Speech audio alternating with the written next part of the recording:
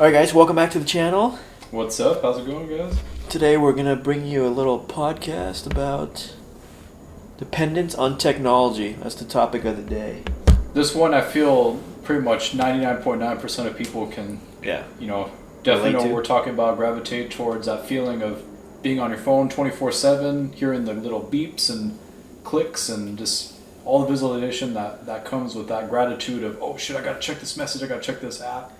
Which it's crazy because the systems, technology systems, like, your cell phone notifications, they're built and tested to get you to come back. Like, they literally are like programming your brain to release like endorphins when a notification comes in, so you want more and more and more. It's freaking crazy, man, what they're doing. And before you know it, like you don't you're even hooked. Yeah, you don't even realize, but you're just like that dependency, or like I gotta check it, and we've all done that. Yeah. Where you wake up, like, what's your morning routine? What's the first thing you do? I check my phone. Check the phone, yeah. See what's going on. I check Twitter. I look at the news. Check sports. And that feeling if your phone dies for like more than a few hours, it feels like the end of the world. Yeah. So the reason why I wrote down this topic specifically was my parents just ordered groceries online. So you can order groceries at like Vaughn's, Ralph's, wherever they offer it. And they will go grocery shop for you in the store and deliver it for you at the time you choose. I've heard about that, yeah. So they were like, do you want anything? And I was like, I've never done it. Let me take a look. And I literally just put in my order. Somebody went and shopped, got everything off the shelf, and they delivered it. And it was like this weird moment where like I was seeing my parents using this, and like I was almost like, man, this is kind of crazy. Like, the future is really... Is anybody going to go outside? Is it all going to be... You know what I mean? Like, is it all just going to be you just order it and it's just delivered to you? If any of you guys have seen that movie, the Disney movie WALL-E, there's that one section in the beginning where it shows us like these fat blobs that literally don't do anything. Yeah. Like, we're just like sitting, and everything is like given to us, right. Like machines. It was just like a weird thing that I had. Like, I see it now, but what do you think it's going to be in 5 years? What do you think it's going to be in 10 years? Like, it's going to be all like robots bringing you your groceries, your food. We're in that instantaneous like gratitude kind of realm now, where it's like within a click of a button, you want it. You want it, and you get it within seconds. So it's. And I've even noticed, like, I've been really impatient as a sports fan. Like, they just had recently, and this is really obscure, but the NBA just had their free agency period, and it was crazy this season. And I was constantly going on Twitter like, free agency opened at 9 p.m. Where's all the news? Why isn't everyone getting traded? And it was like, every minute that went by, I got mad. Because I was like, how come stuff isn't happening? And it was like, man, dude, calm down. Back in the day, you had to wait days, weeks. You couldn't just go online and get everything right away. And it was like, I need to be more patient. Like, it's crazy how I come to expect everything instantaneous. Yeah, like I want it now. Information at the tip of your finger right there. Which goes back to your point of when you don't have it. It's such a helpless feeling, dude. Like, if you lose power or you don't have Wi-Fi, like, not having Wi-Fi is a really crazy thing. Which I know if you've ever, like, our parents would probably be like, well, we grew up when we didn't have any of that. But I guess we kind of did. I didn't have Wi-Fi when I was really little. Yeah. So we didn't really grow up into it until we were in, like, high school-ish, but it's still, like, no Wi-Fi, you can't check weather, you can't use maps, you can't check stuff online. It's just a really different thing. And I was like, I almost want to like gravitate like away from technology a little bit. Yeah. Because I feel like I'm so dependent on it. Like with maps, like my grandma hates this sorry grandma if you ever listen to this. Where we get in the car and she's like, all right, well, we're going to go here. And she's like, you know where to go? And I'm like, no, I'm just going to put it on my phone. And she's like, no, let me tell you. And I was like, no, just Siri tells me where to go. And she's like, back when I was little, you had to figure it out on your own. And it's like, I think there's probably something to that. Figuring that stuff out on your own. Yeah, I've tried, I guess, because we kind of grew up in the MapQuest era too, which was like... You had to print it out, remember that? Yeah. So Chris and I from like 08 to like 2013, we would always be like heading out to LA, like we gotta book a gig or go to Amoeba or do something. There was no Uber, no Siri. None of that. It was all map, because my phone was like old as hell. We had too. flip phones probably, or the little text QWERTY keyboards. Yeah, the little QWERTY. Yeah, so I had MapQuest. I became like a pro at that, and I then like turn left here, make a right here. Remember, it was like you put in where you at, where you're going, the address, and then it would show you the little turn by turn. Get on this. Yeah. I remember that, man. So that kind of guided me. It kind of helped me out a lot with like directions and memorizing how to get off here, how to navigate. And that's something I still carry to today. But I think in this new like digital age, it's hard to have that because you're always like relying. It's like as a Generation Z or X or millennial, why would you do that? Yeah, no, they're just like, I'm just gonna go on my phone and do it because it's like it's easy, it's convenient. Which is crazy, and it's kind of funny. Sorry to throw you under the bus, Chris, but I think you'll tell this on the next podcast that you come on. But Chris, he ran out of gas off the 57 freeway by Angel Stadium. Yeah. So he literally had to run his phone was dead too. So no AAA to come and rescue. Dude. So he had to run. He literally ran from like the freeway off ramp to the Crystal Cathedral. There's like some sort of gas station right there, and that was like a 3-mile run. Jesus. He was on his way to work, and he's just like, but his phone was out. He couldn't get any sort of maps to show him where to go or any of that. So he literally just had to wing it. Right. See, that's the thing that trips me out is like, the phone in that instance is a lifesaver. Like that, it's like amazing to have that. And then when you don't, like I've had my phone die a couple times, and it's like, shoot, man, if I break down somewhere, what do? Like you hopefully find a call box, or you got to flag somebody down who no one's gonna stop these days, man. No. They see you waving, they're gonna be like, pedal to the metal, keep going. You literally got to run to the nearest. Yeah, you got to find somebody, knock on somebody's door. If you're on the freeway, good luck. Oh shit. Although I think they still have call boxes. I don't know if. I think they might. I don't know, man. I haven't seen one in a long time, but. They must have them. Those little yellow boxes off the side of the freeway. I've seen someone actually using one once. I really have. Damn. Like his car was way back, and then we drove like a couple miles, and like, oh my god, there's the guy on the call box right there, and his car's back. Like he's on the phone. I haven't seen this since '98. Yeah. Damn. But yeah, no, it's just a weird, we didn't grow up with it, so we're kind of like in this weird area where we didn't have it when we were younger, but we're using it now. I still have my feet firmly planted in both worlds. So do I, yeah.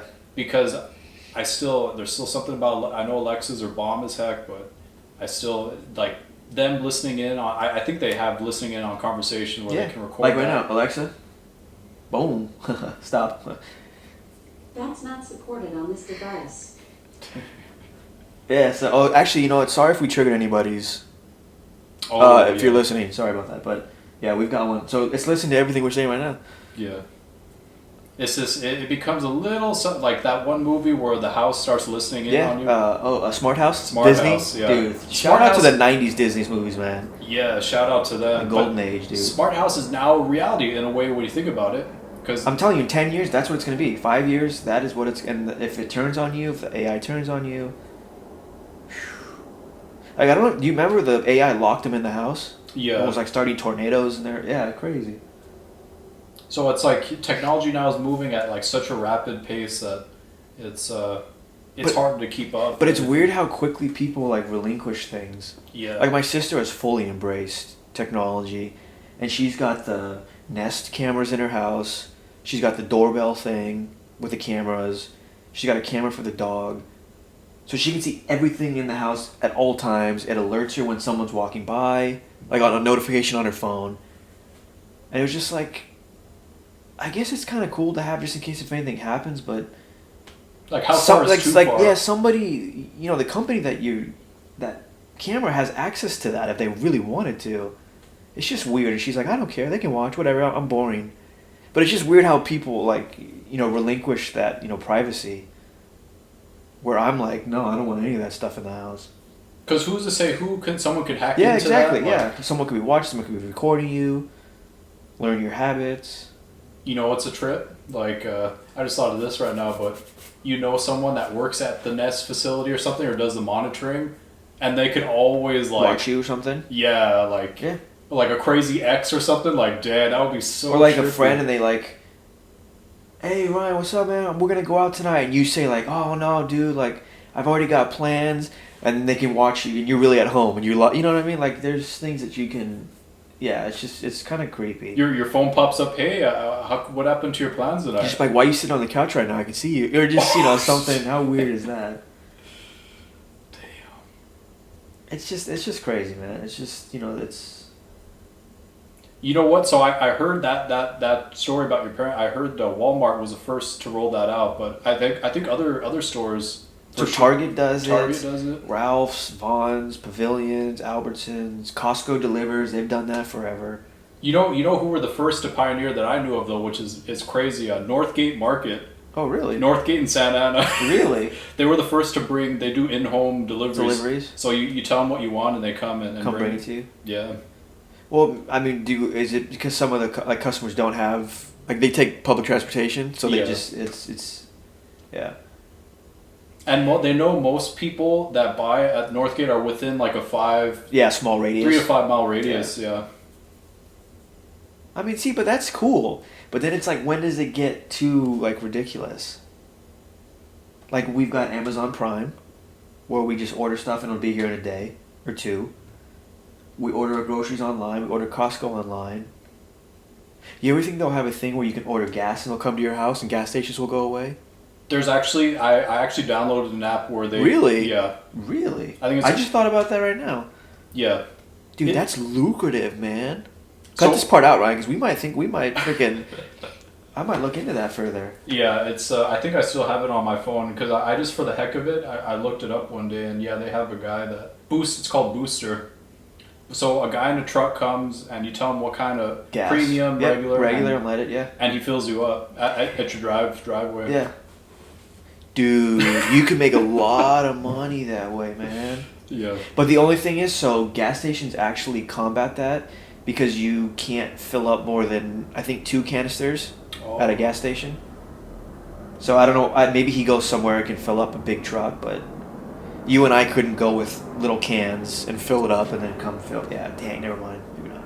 And that's such a convenience because, think about the lines at, Costco gas stations. Oh, it's crazy, dude. Some people are just I don't want to wait 45 minutes to get gas. So it's you hit Booster, that guy comes and I'll be there in an hour or something. You're perfect. I don't have to leave the house. I could schedule a time. Yeah, I think that's a thing. That will definitely be a thing. Or driverless Ubers at some point, probably. Autonomous vehicles. There's a couple apps. They're still in early stages, but it's rent a car. So I need a car for 2 hours to go here, and you pay someone on the app, and they let you rent their car out to you for a couple hours or however long you need it. Really? So they do pay by hour. That's interesting. That's some Coil, or not Coil. What was the other? There was another Omni. Omni. Yeah, Omni. Which you can rent out stuff for a short period of time. I think because that's where I think that the Internet of Things, that's where all of this is going. Where instant access, you could rent almost anything if you could get almost anything. But then once, they always say once you get something, you always want more. Yeah. So what happens when it's instant? Are people going to be satisfied, or is there going to be some new thing? Okay, you get groceries instant, gas instant, there's food instant. At some point money instant.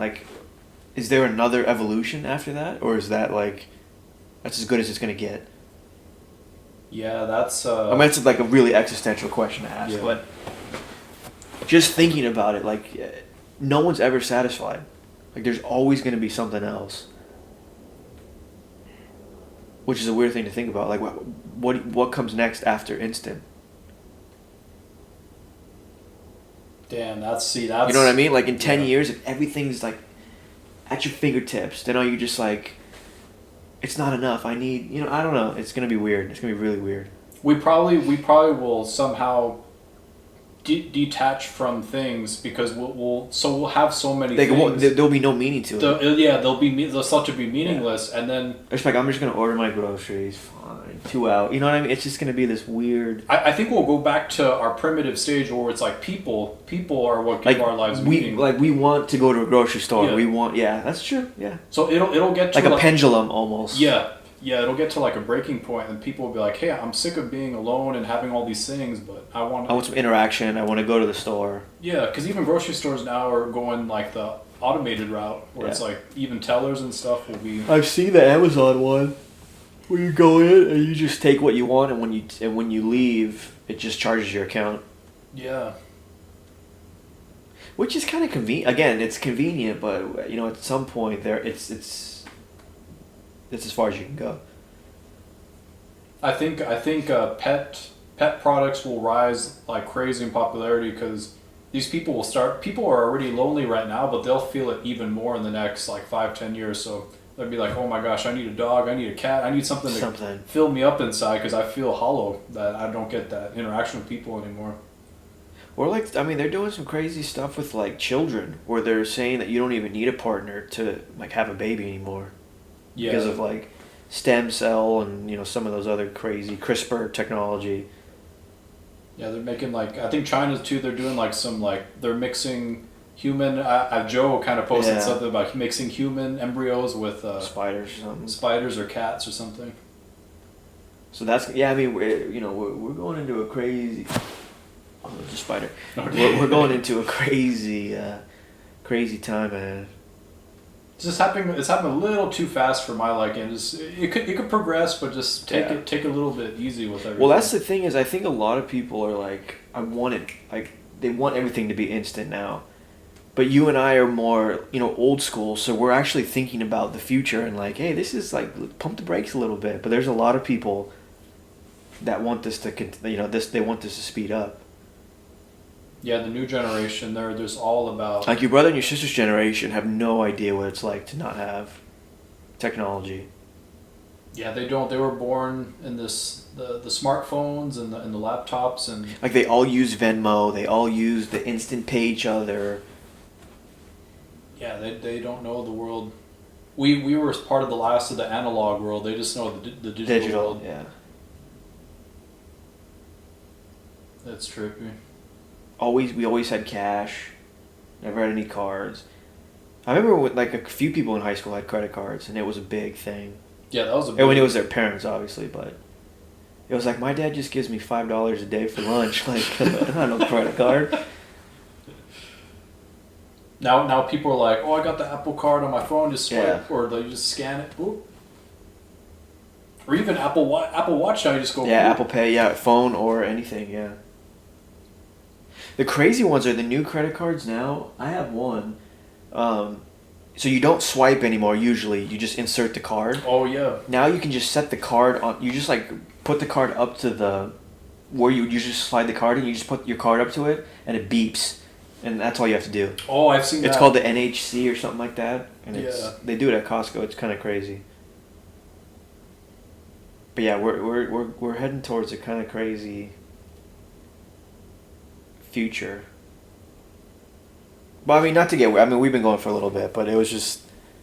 Like, I stepped back and thought just like, man, I feel like I am a little dependent on... a little too much on technology and internet and Wi-Fi. Yeah, also throw it out to the audience there, too. If you guys have any stories, personal stories of you just feeling way too addicted or, maybe you feel like you want to take a step back from technology, definitely let us know about your experience because everyone out there has like their own unique perspective. Maybe people want it to speed up even more, or other people are just like, dude, I miss the 90s, like bring it back to that time.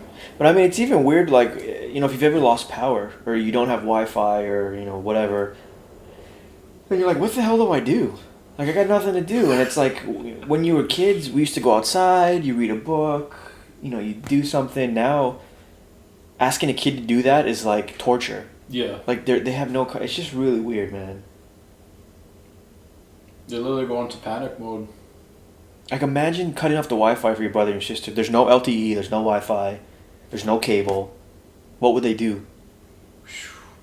Like, do you think they'd be all right? Do you think they'd be like, all right, we'll just like no Game Boy, no none of that? No, they'd probably go into meltdown mode. Like what? Like I mean, Brandon would probably go outside. Yeah, he'd probably want to like go to his friend's house or ride his bike or something. Yeah.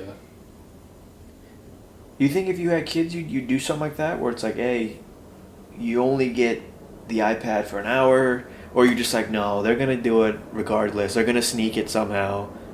Will you try and curb the technology for them, or will you just embrace it? I think somehow try to curb the technology a bit, like even in terms of like learning, like reading and Leap Star and. Nah, I'm not really a fan because So you want to go old school, like how you had it. Old school books, like old school, like we'll sit at the table, we'll write down. Your kid's gonna be so far behind. They're gonna be like, "Hey, Charles Leon, yes," like, say the ABCs, man, like. Because I'm terrified because like the amount of power you give someone unless you put all the parental controls on it, and then you can kind of. Yeah, I mean like really young, like when they're trying to learn how to count and stuff like that. I think technology's good, but like middle school, high school, definitely you ain't. It's not gonna be in your room at night. Not that type of stuff. Yeah, maybe like the leapfrog, like learning here and there would be good, but yeah, once no internet, no YouTube, no Twitter, no. What do you think it's gonna be when we have kids? There's gonna be something different. Like there's so many apps that kids are using that I have no idea about. What's that whole my brother loved it. TikTok. TikTok. Yeah, that's a huge. That's the big one. It's like the Vines. It used to be like kind of Vines, where it's just really short clips of stuff. Yeah. TikTok's like the next iteration of that. Yeah. Do you have one? No. Oh, okay. My brother does though. Does Tara have one? No, not that I know of at least. Does your brother post anything, or he just watches people? He posts actually. Oh my god. Like he does like hip hop video stuff. But no, it's kind of scary because on a personal note, my sister's friend was on one of those apps or doing something. Oh yeah. Yeah, I think I told you the story. They're having a voice chat, and then someone in the chat came on. It was like some 40-something-year-old dude. He's like, "Hey, why don't you dance for me, little girl, and like take your shirt off?" Yeah, that's crazy. And so my sister's friend, her dad came in right when that dude online was telling her that, and he's like, "What the heck's going on here? Like, shut that shit off." And how old was she? She was about like 10. What it was like an app, or what were they on? Yeah, it was like some sort of like streaming app, kind of fun, almost like a TikTok, but like in live, like they can film live with it. See, it's almost like like those kids shouldn't be on that, but then there's just sick people out there, man. Almost what's that one website we all used to go on in like the early days? Oh, Chat Roulette. Yo, dude, that was the Wild West, man. Chat Roulette. That was crazy. Yeah, that was. We saw some crazy stuff. Crazy stuff. A lot of men's penises on that. And that was a game at that time because you never knew what was going to be on the screen until it showed up. How crazy is that was a thing? Yeah. Is that even around? No, I think. You know what? I think because some people like committed like suicide stuff. Yeah, and I think the family sued and then they got taken down. Because I haven't heard about them in like 5-6 years. Time. There's probably something even crazier now that's out there that we just don't know about. Yeah. But yeah, that was pretty much. I mean, we've been going for 24 minutes. Just maybe it's good to take a step back and just reevaluate your life and where technology is in it, and if it's if you're a little too dependent, maybe, and you want to take a step back, maybe try and limit yourself to your usage. Maybe don't look at your phone as much. I've done that. I've limited my phone use, and it's been so much. My vision is way better, man. But to each his own. Yeah, and also from a work perspective too. If you guys, I think a good rule when you get off work, don't turn your email notifications on. Don't turn any of that stuff on that will alert you, because work sometimes has a way of trying to grab back in. Yeah, trying to pull you back in and make you do stuff over the weekend. Like I think that should be respected more. Yeah, for sure. It used to happen to me I'd get off and I'd get 5 emails. Hey, can you do this? Can you do this? Can you do this? And I was like, bro, I'm off work. Like, don't bother me. Yeah. You know? The thing that sucks is there are some people who have to kind of be on call like that. They don't have a choice. Yeah. Which really sucks. You know, I heard about actually speaking of the Amazonian culture, part of their culture is to always be online, plugged in. So whenever anything like, we got you to do this, you got your whole weekend packed. It's like, bro, I just worked 5 days. Too bad. Yep. You're part of this Amazon culture, like, dude. Dang. Because everything about the culture is like instantaneous. Yeah. That's how they pretty much, you know, Jeff Bezos. That's how he got to the top. Is always the closest to perfection through data. They're all about data and statistics and getting all that stuff down to a T. Because just for that fun of it, I looked up like what's working at Amazon like. Because back in the day, I kind of thought about working there sometime. Or like warehouse stuff, or like the corporate. Because they got some corporate offices around. Holy hell! And yeah, it's like be prepared to give your life to the company. I'm like, screw that. $15 an hour. Forget that, man. The warehouses alone, that's like a death trap in there. Forget the warehouses are like no way, but even the corporate culture is like. Sure, the pay is good, but... Is it? The pay is actually pretty good, okay. Like corporate, yeah. So then Google's probably the same, YouTube's probably the same in like the corporate? Yeah. Like they're just dealing with so much lawsuits and backlash and problems. And that's why they always try to do, if you look at these tech companies, they always try to have game tables and like sleep pods and... Yeah, de-stress. Yeah, all these distressors because the company is so like, we gotta get this done. Yeah, That's just not for me, man. No. Yeah, so people that do the 9 to 5, you know, office work, just turn off your notifications. Yeah. Don't try not to answer any emails if you can. Or find a hobby. Find an outlet. Get away from all that. That's why surfing's so awesome, man. Because you're literally interacting with nature. Yeah. Like it's one of the most primitive things. No one can reach you out there. Nope. It's like unless you wear like an Apple Watch or something, but... Oh, yeah. Oh, those are waterproof, aren't they? Yeah. Oh, dang. They've got a new thing on the Apple Watch. I mean, we're digressing a little bit, but if you have an Apple Watch and Surfline, which is, you know, popular surf website, they'll actually rate your surf session based on you wearing the watch in the water. Whoa. And they'll tell you like, hey, shift over to the left. There's a set coming in, so you can move, like you can get into position better. So it's kind of crazy. That is crazy. Yeah. Wow. Which is kind of cool because it's like, hey, you're in the wrong spot. You know, paddle, 20 meters that way, and you'll be in a prime spot for the next set that comes in. Damn. So that's kind of cool. But find a hobby.